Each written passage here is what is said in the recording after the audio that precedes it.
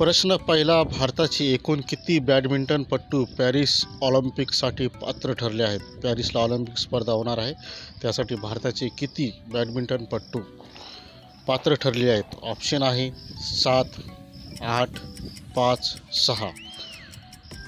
Paris या ठिकाणी Olympic स्पर्धा होणार आहेत, त्यासाठी भारताचे किती खेळाडू पात्र ठरले आहेत? त्याचं उत्तर आहे 7 खेळाडू पॅरिस या ठिकाणी ऑलिम्पिक स्पर्धेसाठी पात्र ठरलेले आहेत.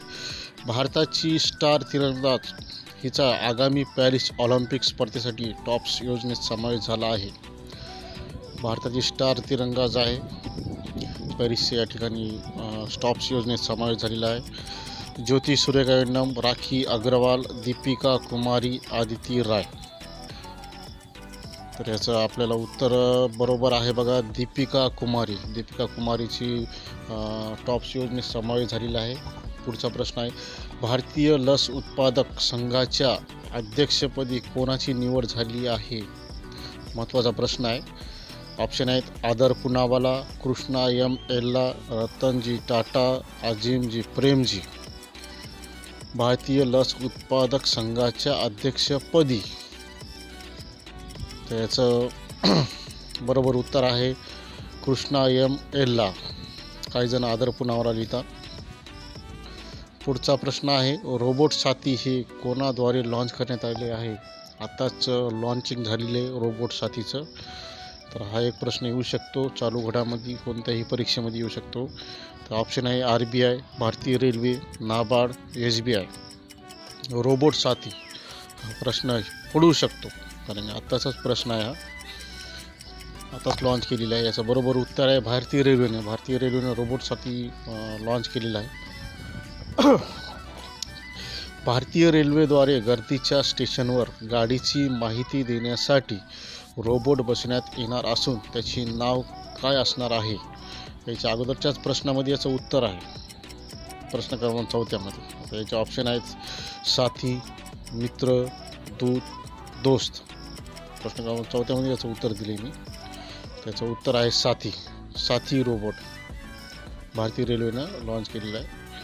पुढचा प्रश्न आहे, भारतीय रेल्वेद्वारे गर्दीच्या स्टेशन रोबोट साथी बसवण्यात येणार असून पहिल्या टप्प्यात महाराष्ट्रातील कोणत्या स्टेशनचा समावेश आहे? ऑप्शन आहे नागपूर, नाशिक, छत्रपती शिवाजी महाराज टर्मिनल मुंबई का ठाणे. याचं उत्तर आहे छत्रपती शिवाजी महाराज टर्मिनल मुंबई. आयुष्यमान भारत दिन कधी साजरा करण्यात येत आहे? आयुष्यमान भारत दिन कधी साजरा करण्यात येत आहे? ऑप्शन आहे 29 एप्रिल, 30 एप्रिल, 28 एप्रिल का 27 एप्रिल. आयुष्यमान भारत भरपूर जणांना लाभ होत आहे आयुष्यमान भारत. त्याचं उत्तर आहे 30 एप्रिल. 30 एप्रिलला आयुष्यमान भारत दिन साजरा करण्यात येत आहे. पुढचा प्रश्न आहे, खनिज शिखर संमेलनाचे आयोजन कुठे करण्यात आले आहे? खनिज शिखर संमेलनाचे ऑप्शन आहेत A कोलकाता, B नवी दिल्ली, C बंगळुरू, D रांची. खनिज शिखर संमेलनाचे आयोजन हा पण महत्त्वाचा प्रश्न आहे. त्याचं उत्तर आहे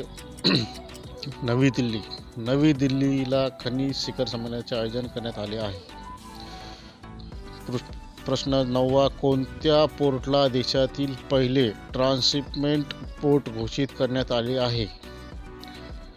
देशातील बरं का, महाराष्ट्रातील नाही, देशातील. ऑप्शन आहेत कांडला, कोचीन, विंझिजम, कोलकाता.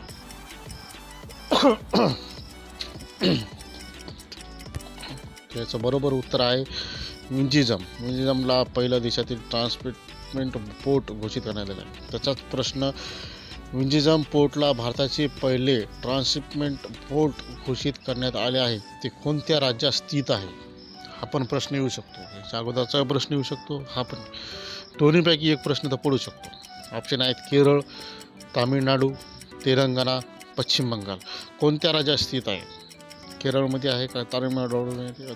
बरोबर उत्तर आहे केरळमध्ये आहे. व्हिडिओ पाहिल्याबद्दल धन्यवाद. पुढचा व्हिडिओ नक्की बघा.